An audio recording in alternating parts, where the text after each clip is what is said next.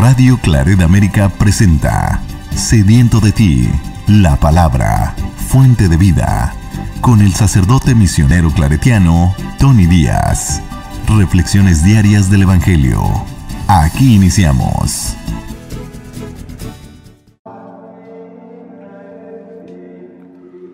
Bienvenidos, hermanos, a nuestras reflexiones bíblicas de las lecturas del día.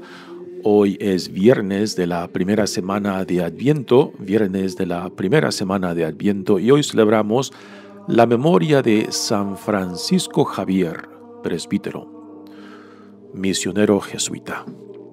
La primera lectura de hoy viene del profeta Isaías, capítulo 17 al 24. Esto dice el Señor: ¿acaso no está el Líbano a punto de convertirse en un vergel, y el vergel en un bosque? Aquel día los sordos oirán las palabras de un libro, los ojos de los ciegos verán sin tinieblas ni oscuridad. Los oprimidos volverán a alegrarse en el Señor, y los pobres se gozarán en el Santo de Israel. Porque ya no habrá opresores, y los altaneros habrán sido exterminados. Serán aniquilados los que traman iniquidades, los que con sus palabras echan la culpa a los demás, los que tratan de enredar a los jueces y, sin razón alguna, hunden al justo. Esto dice a la casa de Jacob, el Señor que rescató a Abraham. Ya no se avergonzará Jacob, ya no se desmudará su rostro, porque al ver mis acciones en medio de los suyos, santificará mi nombre, santificará al Santo de Jacob, y temerá al Dios de Israel. Los extraviados de espíritu entrarán en razón, y los inconformes aceptarán la enseñanza. Palabra de Dios. El salmo responsorial es el Salmo 26 y el responsorio es: El Señor es mi luz y mi salvación. El Señor es mi luz y mi salvación. El Señor es mi luz y mi salvación. ¿A quién voy a tenerle miedo? El Señor es la defensa de mi vida. ¿Quién podrá hacerme temblar? Lo único que pido, lo único que busco, es vivir en la casa del Señor toda mi vida, para disfrutar las bondades del Señor y estar continuamente en su presencia.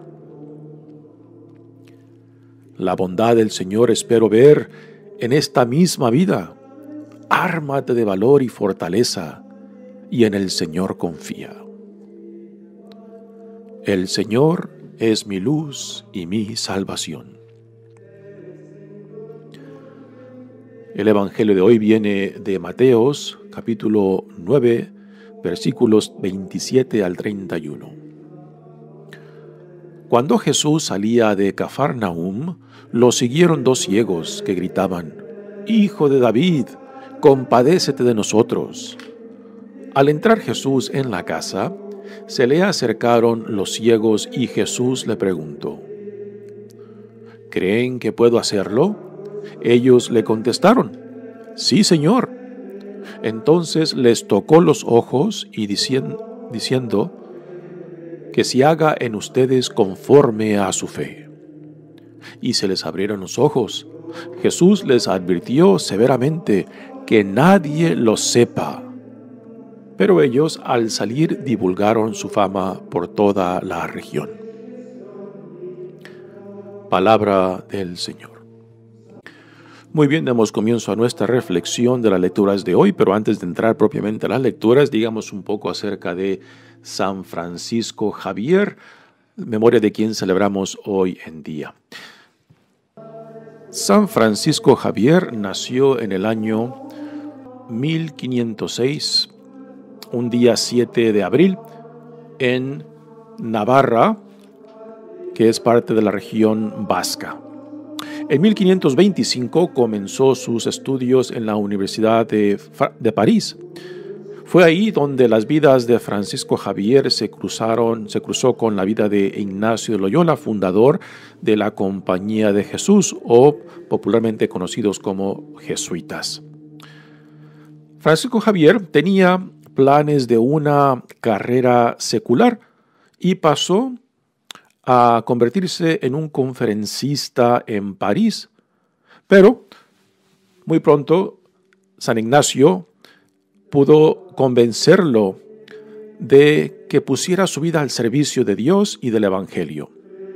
San Ignacio reunió un grupo de 7 compañeros para emprender esta aventura y misión que los llevó a fundar este instituto religioso o Compañía de Jesús,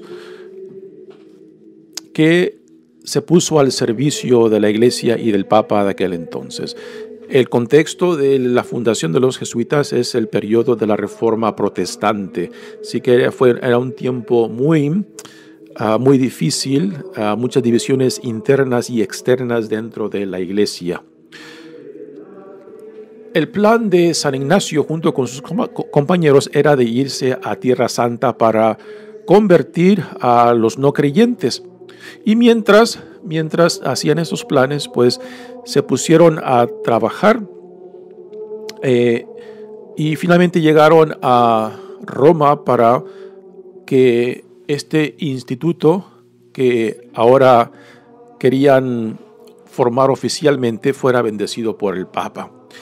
El Papa les dio la autoridad y el permiso de fundar esta congregación religiosa, pero con la condición de que por lo menos ofrecieran 2 de ellos para las misiones del extranjero.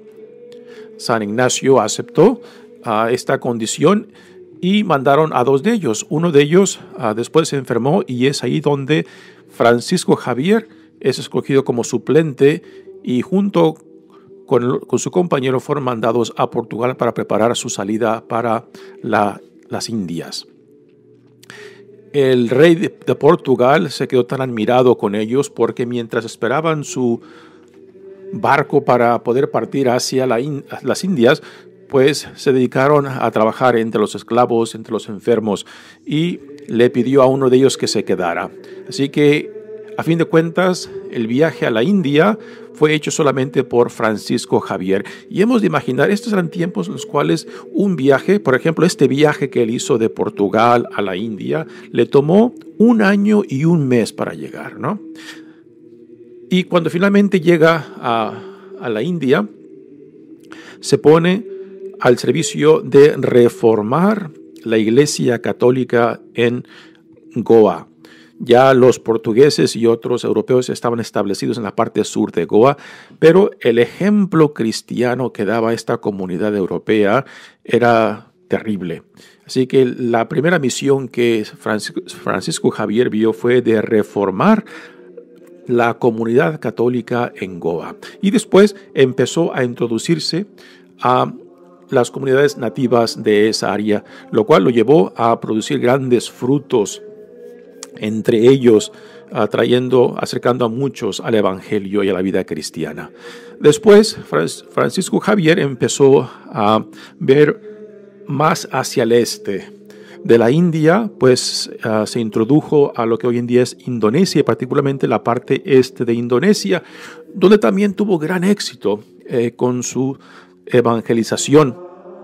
Después de Indonesia, conoció a un ciudadano japonés, y por medio de este encuentro con esta persona japonés, pues, y con la ayuda de él, se introdujo también a la isla japonesa, a la isla nipona, y ahí también tuvo cierto éxito, aunque no tan grande como lo tuvo en la India y en Indonesia. Pero aún no estaba satisfecho, porque se daba cuenta Francisco Javier que para poder llegar a las culturas del Asia tenía que irse al imperio de la China, porque sabía que los otros pueblos del Asia eran en cierta manera eran satélites culturales de China, porque la influencia de China era, y como lo es hoy en día, aún sigue siendo impresionante sobre todos los países del Asia.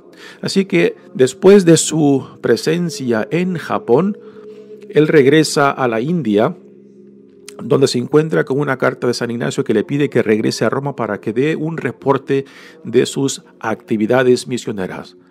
Pero Francisco Javier, antes de regresar a Roma, quiere regresar otra vez a Asia, principalmente a China, porque él tiene la idea de que si no logra introducir el evangelio al continente chino, y con la influencia cultural que tenía China, pues entonces el evangelio no se propagará particularmente con las clases más altas del Asia.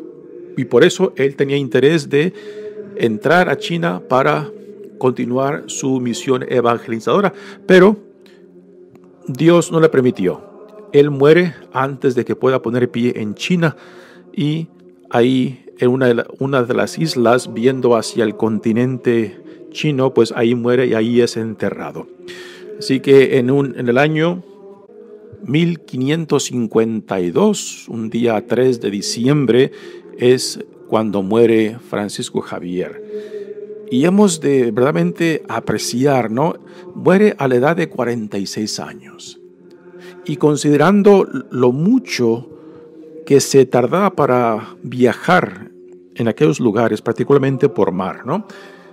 Lo mucho que pudo hacer de su misión evangelizadora en la India, después en otros lugares intermedios entre la India e Indonesia, después Japón, y después regresar otra vez a la India, en Goa, y después poner vistas hacia la China. Pues fue impresionante la actividad incansable que llevó a cabo este misionero jesuita, Francisco Javier.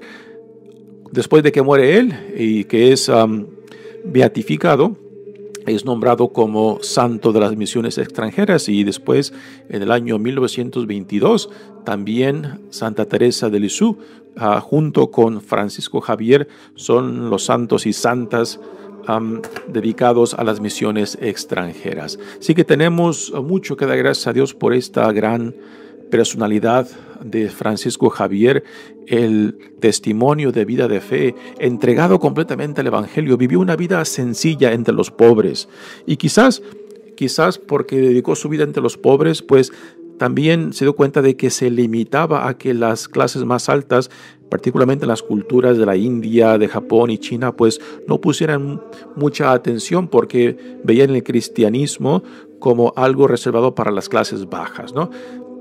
Los misioneros jesuitas que siguieron después de Francisco Javier tomaron una estrategia muy diferente para poder llegar a las otras clases, tanto de Japón y China. Pero no cabe duda, no podemos cuestionar la integridad y el compromiso de vida de este gran hombre Francisco Javier. Así que gracias le damos a él por su testimonio de vida, por su entrega, por su compromiso para llevar la buena nueva hasta el Asia.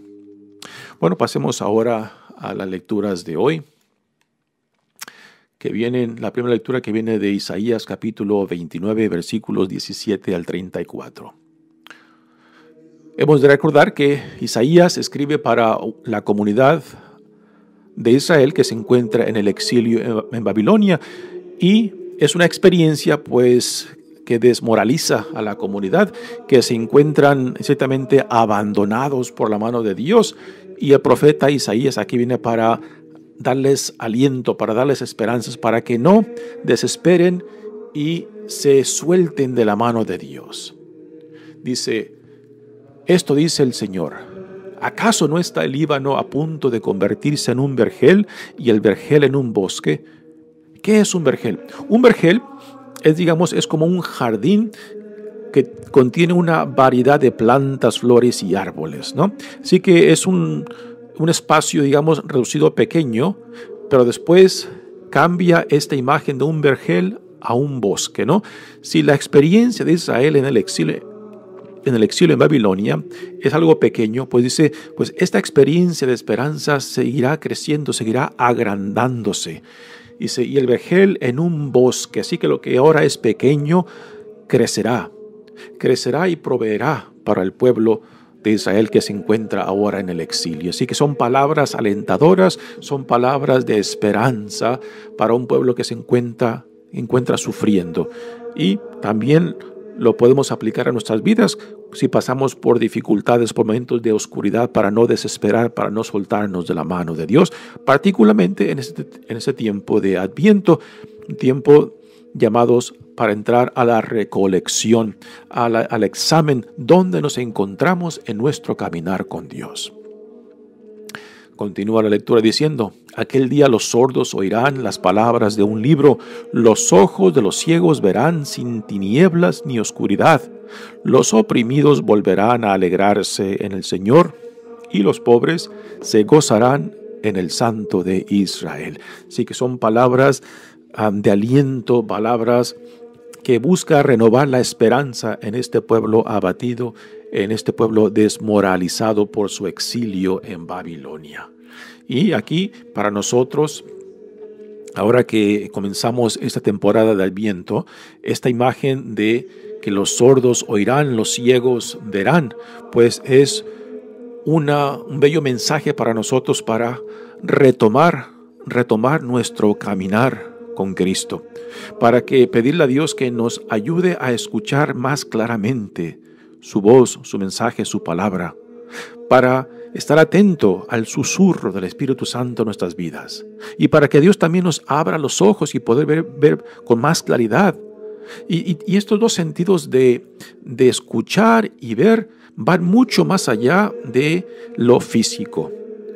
Va hacia no solamente escuchar físicamente la palabra de Dios, el susurro del Espíritu Santo, sino también poder entender lo que Dios nos dice, lo que Dios nos habla, o poder ver lo que Dios está haciendo. Y al poder verlo y escucharlo y entenderlo, pues, asimilarlo. Dejar que penetre todo nuestro ser para que se pueda llevar a cabo una identificación completa con la voluntad de Dios. Y después, que nuestras vidas se manifiesten, se vivan por medio de este haber escuchado, entendido y asimilado el mensaje de Dios, la visión de Dios, el llamado que Dios nos da. Y esto es parte fundamental de nuestra experiencia de Adviento, que nos invita a prepararnos para celebrar este gran evento de la encarnación del Dios que por su propia iniciativa se hace uno con nosotros para llamarnos a la nueva vida en Cristo. Dice la lectura, porque ya no habrá opresores, y los altaneros habrán sido exterminados. Serán aniquilados los que traman iniquidades, los que con sus palabras echan la culpa a los demás, los que tratan de enredar a los jueces y sin razón alguna hunden al justo. Aquí a quien tiene en mente el profeta Isaías es aquellos que corrompen la administración de la justicia, aquellos que están en posición de poder y autoridad, pero que la corrompen buscando sus propios intereses o los intereses de cierto grupo entre ellos, y no la justicia para todo el pueblo de Dios. Así que aquí en estas palabras del profeta Isaías, le dice al pueblo que no desesperen, que a últimas los pecados de aquellos que oprimen, de aquellos que se aprovechan, de aquellos que corrompen la justicia, sus pecados mismos los harán caer. Que esto no permanecerá para siempre, que esto no será la realidad para siempre. Después continúa diciendo, esto dice a la casa de Jacob. El Señor que rescató a Abraham, aquí nos presenta a Abraham como el modelo de fe y esperanza. Abraham, quien Dios llama desde su pueblo de Ur, en lo que hoy en día es Irak, para que acepte el llamado de Dios, la invitación de Dios de irse a una tierra nueva, en medio de pueblos diferentes, arriesgando no solamente su vida, sino la vida de su familia y todos aquellos que van con él. Abraham es nuestro padre en la fe, que confió aún antes de que existiera la alianza y la ley. Abraham es el padre en la fe para nosotros, porque sin saber el cómo y cuándo Dios llevaría a cabo su promesa de hacerlo el padre de muchas naciones, Abraham se confió. Se confió aun cuando no tenía un descendiente, aun cuando no tenía un hijo con Sara. Se confió. Y aun cuando Dios le dio al hijo Isaac, y Dios se lo pidió como sacrificios, Abraham puso la fe en aquel que lo llamó, en aquel que le hizo la promesa, y no simplemente en su hijo, en su herencia. Y por eso Abraham representa el ejemplo por excelencia de fe. Es por eso que también San Pablo en sus cartas utiliza a Abraham como este ejemplo de fe para nosotros, ¿no? Así que aquí el profeta Isaías le dice, esto dice a la casa de Jacob, el Señor que rescató a Abraham. Ya no se avergonzará Jacob, ya no se desmudará su rostro, porque al ver mis acciones en medio de los suyos, santificará mi nombre. Santificará al Santo de Jacob y temerá al Dios de Israel. Así que nuevamente aquí el mensaje es de esperanza, de que esa situación de exilio, esa situación de vergüenza por haber sido conquistados y ser llevados al exilio, no perdurará para siempre. Y que Isaías les recuerda de que no desesperen, de que no se dejen cubrir por la oscuridad de la desesperación, de que no tiren la toalla, en cierta manera una imagen del deporte, ¿no? De que se mantengan firmes aún en medio del sufrimiento, aún en medio del exilio, aún cuando no saben exactamente cuándo y cómo Dios llevará a cabo esta promesa. Y aquí entra el significado de lo que mencionamos ayer. ¿Cuál es el sentido de la esperanza judío-cristiana, ¿no? Y el sentido de la esperanza judío-cristiana no es tanto de que todo saldrá bien, porque sabemos por experiencia de que todo no sale bien siempre.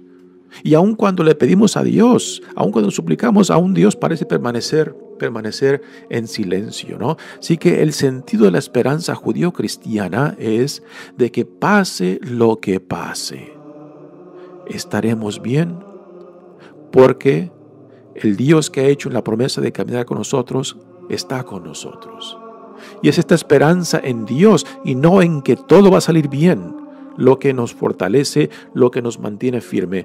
Dios nunca promete de que no sufriremos, de que no pasaremos dificultades, de que no pasaremos tragedias. Dios nunca, ni a su Hijo mismo le prometió esto. Pero lo que sí prometió es de que pase lo que pase, Él caminará con nosotros. Y en esto está fundado nuestra esperanza, en el Dios que en amor nos crea, en el Dios que en amor nos sostiene, en el Dios que en amor nos llama. No en una idea de que todo va a estar bien, sino en el Dios que camina con nosotros, pase lo que pase. Y termina la lectura diciendo: los extraviados de espíritu entrarán en razón y los inconformes aceptarán la enseñanza. ¿Quién de nosotros no hemos pasado por estas experiencias de confusión, de oscuridad, o aún aquellos que sufren de depresión, ¿no? Y aquí la invitación es de que no desesperes, de que a última Dios iluminará nuestra oscuridad y los inconformes aceptarán la enseñanza, dice. Muy bien, pasemos ahora al Evangelio de hoy, que también nos presenta esta idea, esta imagen de ceguez, de que Dios nos abrirá los ojos. Así que este Evangelio donde Jesús lleva a cabo una sanación de 2 ciegos, no simplemente nos describe lo que Jesús ha hecho, sino también nos dice de que Dios quiere abrir también nuestros ojos, iluminar nuestra oscuridad, sacarnos de esa oscuridad para poder entrar a la luz con Cristo. Dice, cuando Jesús salía de Cafarnaúm parece ser la sede que Jesús utiliza para ir y venir en la área de Galilea. Es ahí en Cafarnaúm donde también viven Pedro y Andrés, y es muy probable que la casa de Pedro es el lugar que Jesús utiliza para ir y venir en sus salidas y venidas en el área de Galilea, ¿no? Así que aquí tenemos a Jesús que va saliendo de Cafarnaúm y lo siguen dos ciegos. Esta misma escena en el Evangelio de Marcos la tenemos, pero solamente con un ciego. Esto es algo muy único de Mateo, que cuando Marcos describe a un ciego, Mateo le pone dos ciegos. ¿Por qué hace esto? Y hay otra escena también donde Mateo multiplica el número de la persona, ¿no? Y aquí, este es uno de esos ejemplos, ¿no? Tomando en la misma escena de Marcos, aquí Mateo le añade un ciego más y son dos los que van tras Jesús gritando: Hijo de David, compadécete de nosotros. El hecho de que griten tras Jesús con este título, Hijo de David, ya significa mucho. Significa de que ven a Jesús como un Mesías, porque este es un título mesiánico, Hijo de David, ¿no? Así que ya ven a Jesús no simplemente como el Nazareno, lo ven como el Mesías, aquel que Dios había prometido mandar a su pueblo. Al entrar Jesús en la casa, se le acercaron los ciegos, y Jesús les preguntó: ¿creen que puedo hacerlo? Una pregunta muy interesante. ¿Creen que puedo hacerlo? En cierta manera, Jesús está probando a ver qué tan sincera o profunda es la fe de estos ciegos que vienen en busca de Él. Ellos le respondieron: sí, Señor. En contraste, por ejemplo, de aquel hombre que viene tras Jesús y le pide, que es un leproso, y le pide: si tú quieres, puedes sanarme. Como que duda si Jesús tiene el deseo de sanarlo. Ese leproso quizás reconoce que en Jesús está el poder y la capacidad de sanar, pero duda que si tiene el deseo de sanarlo por ser un leproso, ¿no? Y Jesús le dice: claro que sí puedo y quiero. Y lo sana, ¿no?